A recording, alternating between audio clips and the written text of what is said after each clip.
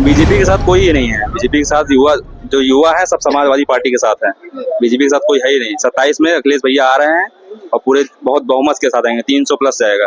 अखिलेश यादव जी की जब सरकार थी तो लैपटॉप देख रहे होंगे कैसे बढ़ रहे थे और किस तरह से तमाम योजनाएं चलाई जा रही थी और भर्तियां कैसे निकल रही थी। आप कि समाजवादी पार्टी के पूर्व मुख्यमंत्री आदरणीय अखिलेश यादव जी पिछड़ों, दलितों, शोषितों, किसानों के नेता है और यही पीडीए परिवार 27 में पूर्ण बहुमत से सरकार बनाएगी और गुदड़ी सरंगी वालों को उनके अपने स्थान पर भेजेगी।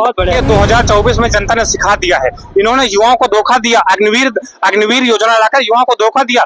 जो युवा सरहद पर अपने जान पर न्यौछावर कर देता है इस देश के लिए, उसको आप अग्निवीर जैसी योजना लाकर गिफ्ट करोगे।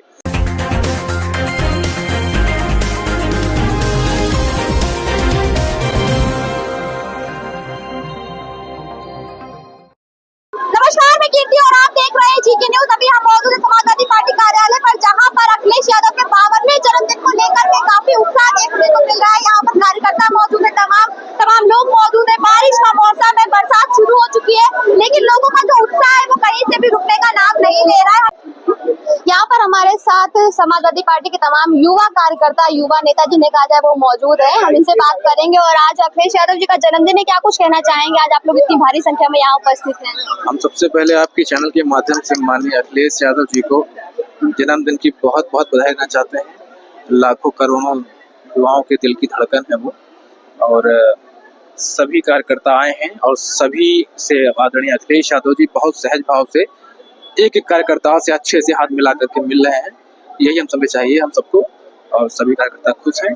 और देखिएगा, आप बाहर जा करके देखिए कैसे लोग भंडारे करा रहे हैं और तमाम आयोजन करा रहे हैं कार्यक्रम। तो क्या कुछ संदेश देने की कोशिश की जा रही है? आज जन्मदिन के मौके पर इतनी भारी संख्या में युवा यहाँ पर मौजूद हैं, क्या लगता है कि क्या कुछ परिवर्तन होने वाला है? परिवर्तन 27 में सरकार बन रही है आदरणीय अखिलेश यादव जी की, और 27 के सत्ताधीश कार्यकर्ता कह रहे हैं, हम सब कह रहे हैं सरकार बन रही है। मान लीजिए 27 में सरकार बन रही है।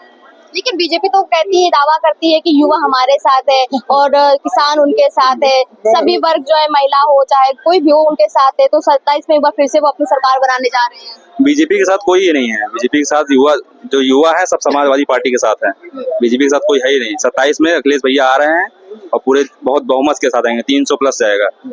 आपकी बार सरकार बन जाएगी। अच्छा, क्यों अखिलेश यादव जी के साथ युवा क्यों है? किस लिए है? क्या मिल रहा है अखिलेश यादव जी के साथ रहकर? क्या मिला आप लोगों को? क्योंकि बीजेपी आरोप तमाम लगाती है कि उनकी सरकार में युवाओं का भला नहीं था।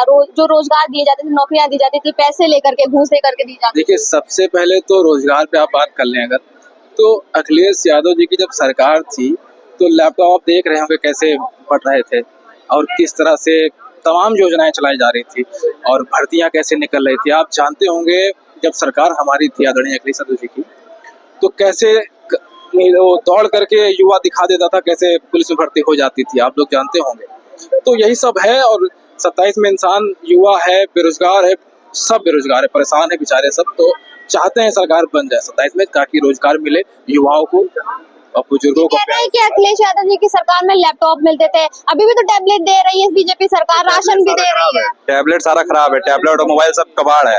तो हमारे जो कार्यकर्ता हैं, जो जिन्होंने पाया था फोन, या मान लीजिए युवा हैं जो साथी हमारे, वो हमसे कह रहे थे भैया मैं जो है फोन को अपनी फिंगर से करता हूँ, घिसल जाता हूँ, लेकिन फोन नहीं चलता, मेरी उंगली घिसल जाती है।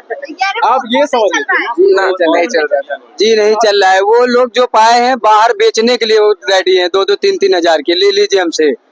फोन चल ही नहीं रहा है, वर्किंग में ही नहीं है। तो शिकायत नहीं की आप लोगों ने? शिकायत किससे की जाए? सरकार दे रही है, सरकार करेगी, क्योंकि अखिलेश यादव जी ने भी लैपटॉप दिया था, कमी आई, आप लोगों ने बोला तो उन्होंने। लैपटॉप चल रहा है, लैपटॉप अभी भी चल रहा है। उस लैपटॉप से पता नहीं कितने लोग नौकरी पाए हैं, उस लैपटॉप से पता नहीं कितने लोग पाए हैं, अभी तक भी चल रहा है वो लोगों के पास।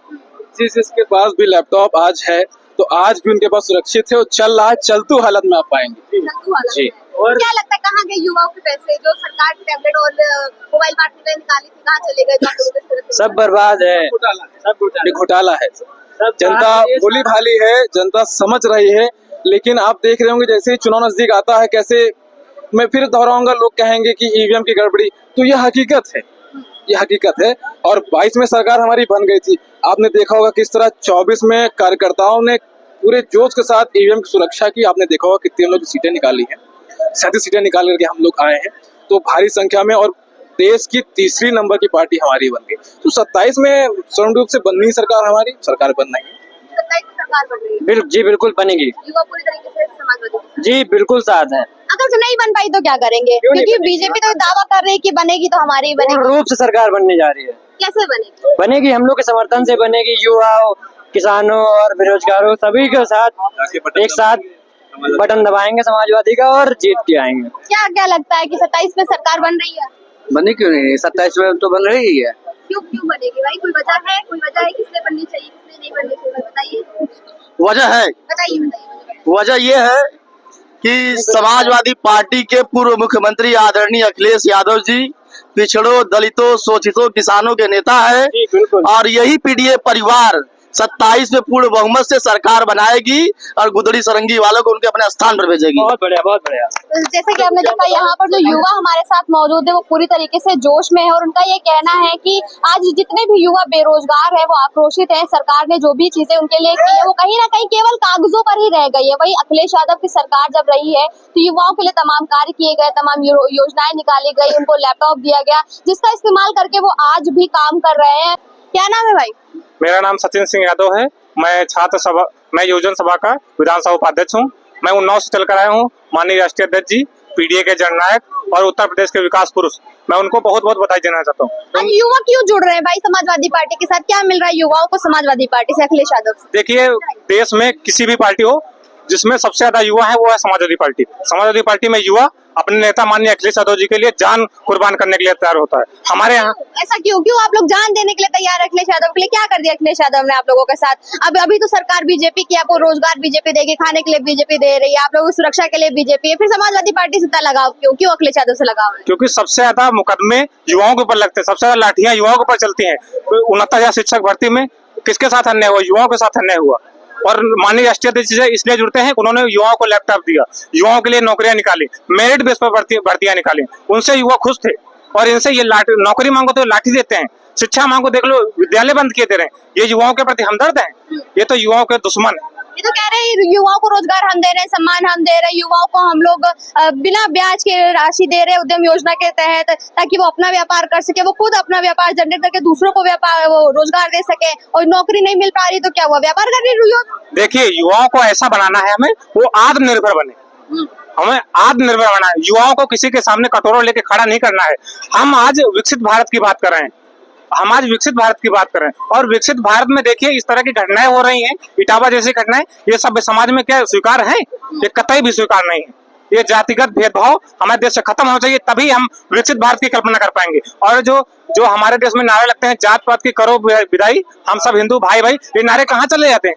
जो हमारे साथ जातिगत भेदभाव होता है ये खत्म होना चाहिए, इसके समाज में कोई जगह नहीं है। ये कह रहे हैं जातिगत भेदभाव हो रहा है आप लोगों के साथ, लेकिन आरोप तो समाजवादी पार्टी पे लग रहा है, अखिलेश यादव पे लगता है कि जातिगत भेदभाव उन्होंने शुरू किया, वो करते हैं। अभी भी वो पीडीए की बात करते हैं तो उसमें स्पेशली कहीं ना कहीं मुस्लिमों को ज्यादा समर्थन करते हैं, हिंदुओं का नहीं कर रहे हैं।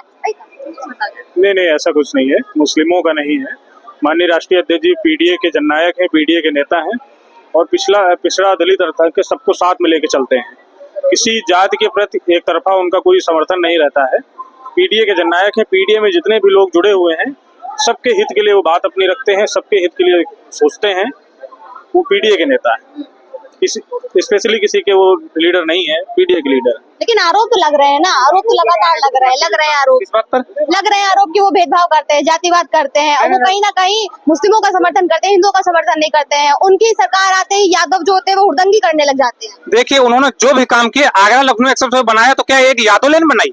लखनऊ मेट्रो बनाया तो क्या यादव मेट्रो, यादव ही बैठ सकता है उसमें? लैपटॉप दिया तो केवल यादव के बच्चों को दिया, नौकरी दी केवल यादव के बच्चों को? सर्व समाज के नेता है माननीय अखिलेश यादव जी, सर्व समाज के। कोई ऐसा समाज नहीं को वो कहे मेरे व्यक्तिगत नेता हैं, सर्व समाज के नेता हैं। पूरे हिंदुस्तान में ऐसा नेता कोई नहीं मिलेगा। ये कह रहे हैं कि सिर्फ यादवों को नहीं दी, लेकिन आरोप लग रहा है कि घूस लेकर देते हैं, चाचा हो चाहे भतीजा दोनों लेते थे घूस, उसके बाद ऐसे नेता। ऐसे आरोप ऐसा आरोप कोई नहीं है, ऐसा कुछ नहीं है। जो दे रहे हैं वो सबके लिए दे रहे हैं। पीडीए का अगर पीडीए का मतलब है, अगर आप केवल दलित पिछड़ा देख रहे हैं तो उसमें अगड़ा भी आता है। जो गरीब है, ठीक है, नेता प्रतिपक्ष बनाया गया माता प्रसाद पांडे जी को, तो वो भी तो एक अगड़ा है, उनके लिए भी कर रहे हैं। तो इसमें हिंदू क्या है?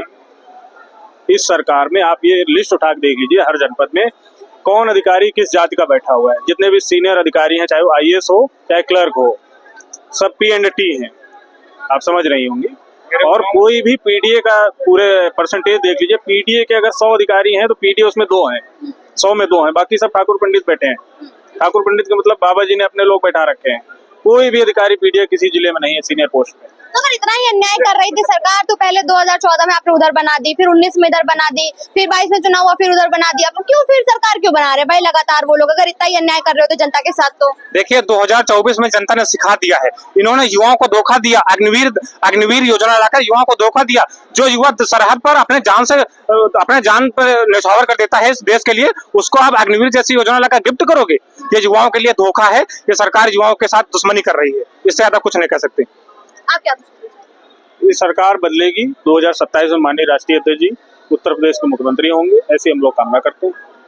27 के सत्ताधीश हैं राष्ट्रीय अध्यक्ष जी और 27 के जननायक हैं। पीडीए की सरकार आ रही, 2027 में पूर्ण बहुमत से सरकार बनेगी। जी, मैं भाजपा के लोगों को बताना चाहता हूँ एक शायरी देकर कि मेरा पानी उतरता देख, मेरे किनारे घर मत बसा लेना, मैं समंदर हूँ, मैं फिर आऊंगा, ये समय बदलेगा।